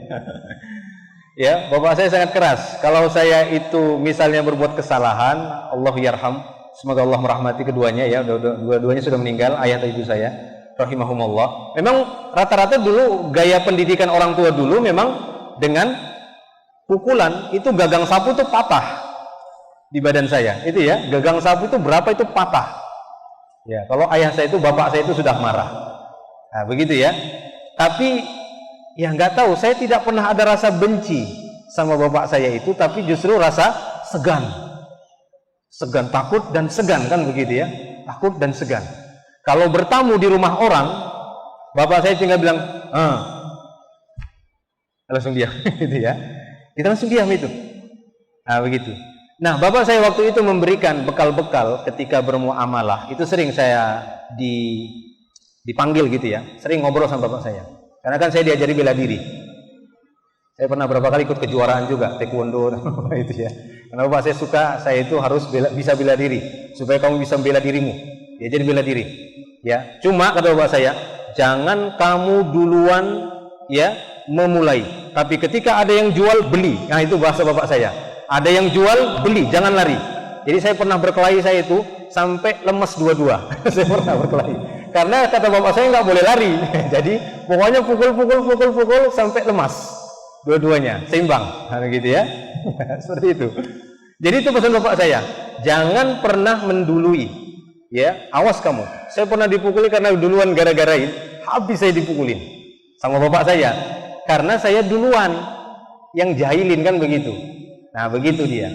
Nah ini maksud saya, mungkin yang perlu lebih kita perbaiki, bukan kita membenarkan hukuman dipukul gitu, itu nggak boleh. Dalam Islam itu tidak boleh. Nggak boleh memukul anak dengan pukulan yang seperti itu. Kalaupun mau memukul, kata Nabi, pukulan ya dorban ghaira mubarrih, pukulan yang tidak membekas. Makanya saya katakan Allah maghfirlah warhamhu. Semoga Allah mengampuninya. Saya juga ridho kan begitu ya. Saya maksudnya tidak menuntut itu di hadapan Allah Subhanahu wa taala. Semoga Allah mengampuninya. Ya, mengampuni orang tua saya ataupun bapak saya. Tapi memang saya rasakan itu gitu ya. Cuma yang perlu kita perbaiki apa itu? Kita mungkin kurang kepada anak-anak kita ini untuk memberikan wejangan-wejangan dengan pendekatan, petuah. Nah, itu ya, orang tua dulu itu petuah. Jadi sistem orang tua dulu itu kan dipanggil, dinasehatin, itu mungkin kurang. Makanya itu banyak saya terapkan sama anak saya.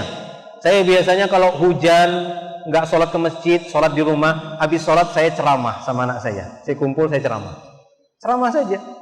Saya nasihati mereka, nanti kalian begini, cara kalau ketemu orang tua itu begini, kalau bersikap sama teman itu begini, maafkan teman kalau ini, mungkin teman itu nggak tahu, dan banyaklah kan kita kasih seperti itu. Supaya apa? Ketika dia keluar rumah, dia punya sikap, dia tidak tertarik, terdorong untuk membuli, dan ketika dia dibuli, dia punya sikap yang baik, yang benar kan seperti itu. Nah itu dia. Ya, oleh karena itu sekarang akhirnya apa? Pertanyaan-pertanyaan yang muncul, bagaimana menyikapi anak yang membuli? Begitu dia. Ya kan? Bagaimana menyikapi anak yang membuli ini? Nah, kalau udah terjadi masalah memang agak repot. Ya kan? Kalau sudah terjadi seperti itu memang agak repot. Ya, tapi mau gimana lagi ya? Mau tidak mau harus diselesaikan, ya. Nah, bagaimana di antara kejadian-kejadian yang mungkin pernah saya alami juga dengan murid-murid, ya, murid-murid saya. Yang saya juga kan pengelola sekolah kan begitu ya, pengelola sekolah, bahkan ada yang boarding school, itu lebih komplit lagi masalahnya. Kan begitu ya. 24 jam bersama kita tuh lebih komplit lagi dibandingkan full day itu pulang-pulang ke rumah daripada boarding school. Karena 24 jam bersama kita, bersama ya sekolahnya, pengelola sekolahnya. Ya, bersama ma'hadnya 24 jam. Maka saya simpulkan, pertama, kalau memang di lingkungan sekolah kita tatkala terjadi pembulian ini, yang paling utama berdasarkan pengalaman saya itu jangan kita langsung berbicara hukuman, tapi kita berbicara seperti orang tua.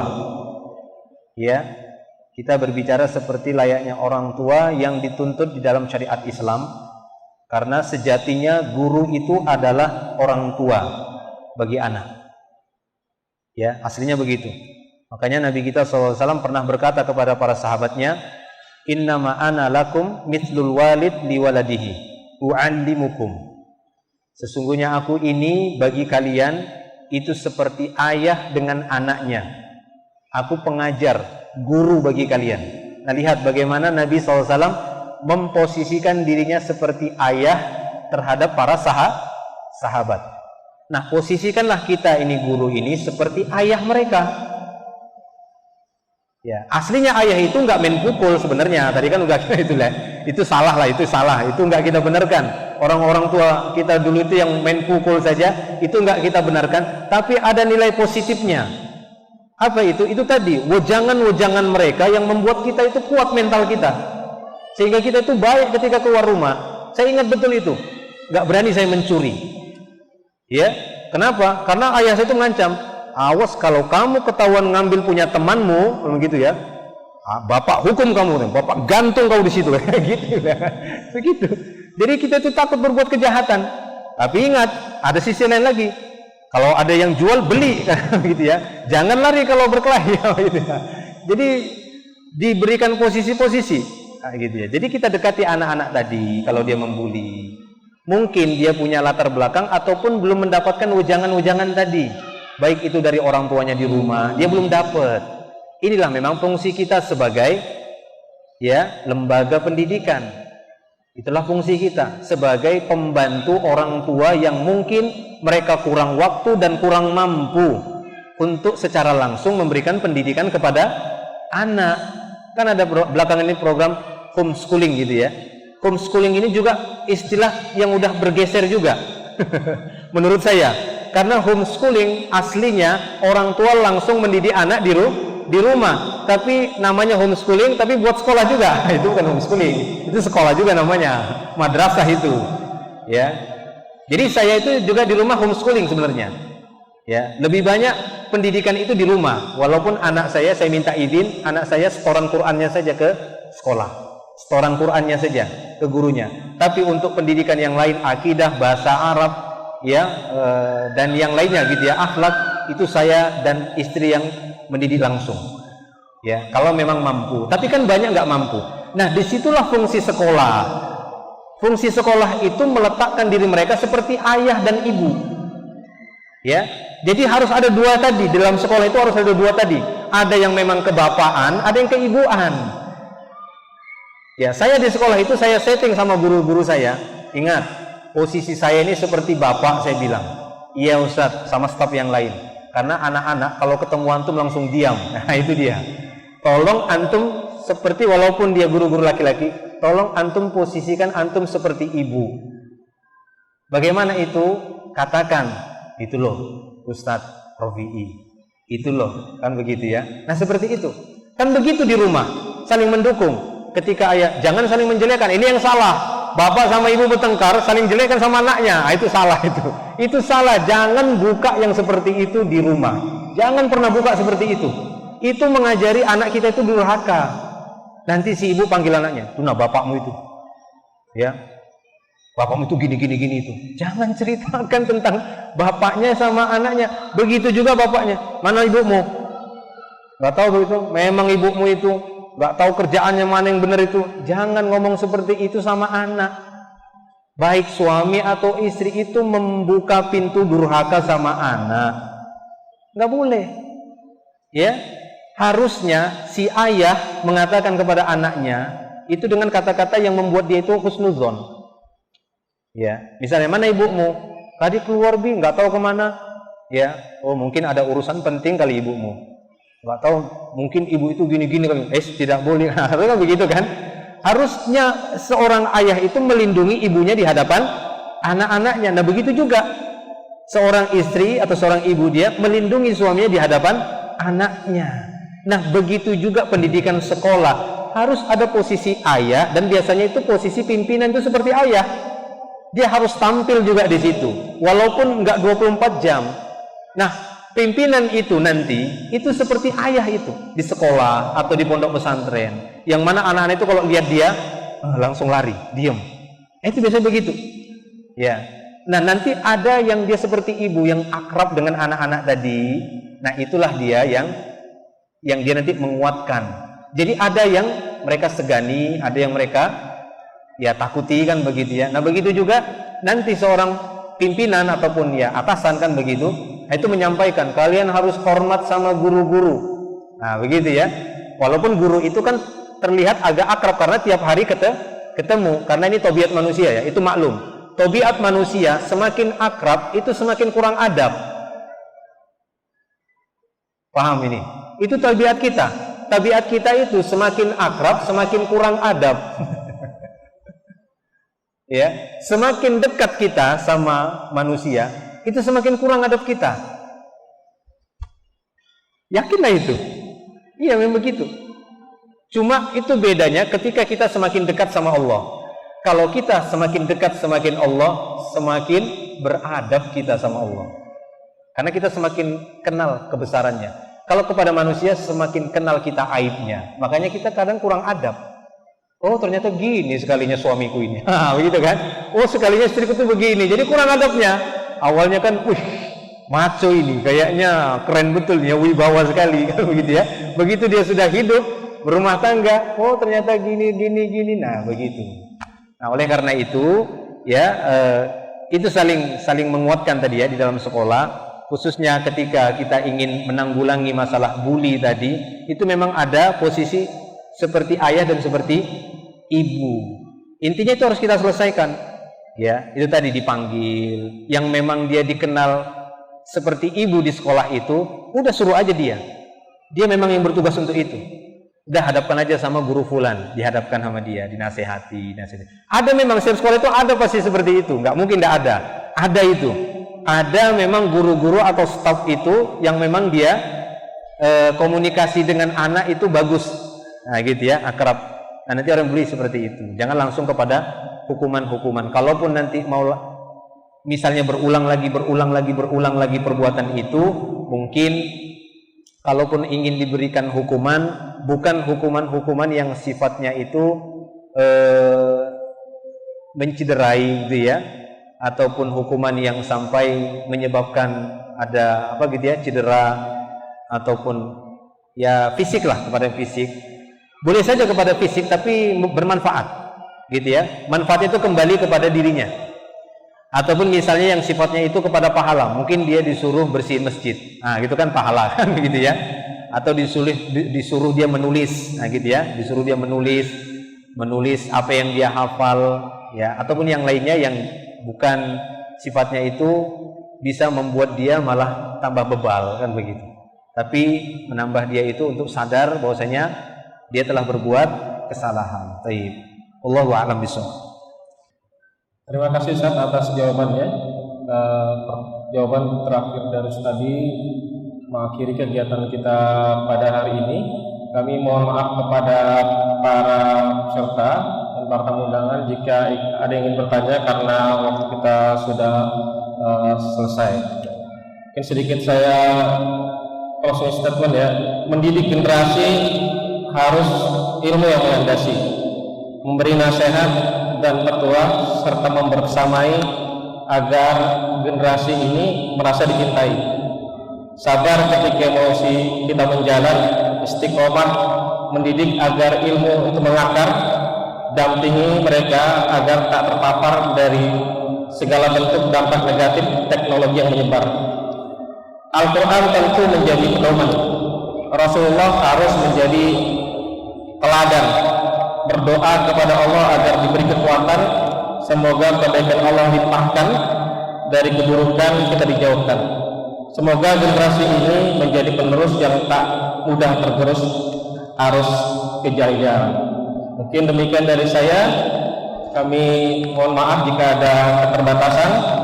Baik, kami kembalikan kegiatan ini dengan pada pembawa acara kita. Pada pembawa acara yang persilahkan. Assalamualaikum warahmatullahi wabarakatuh.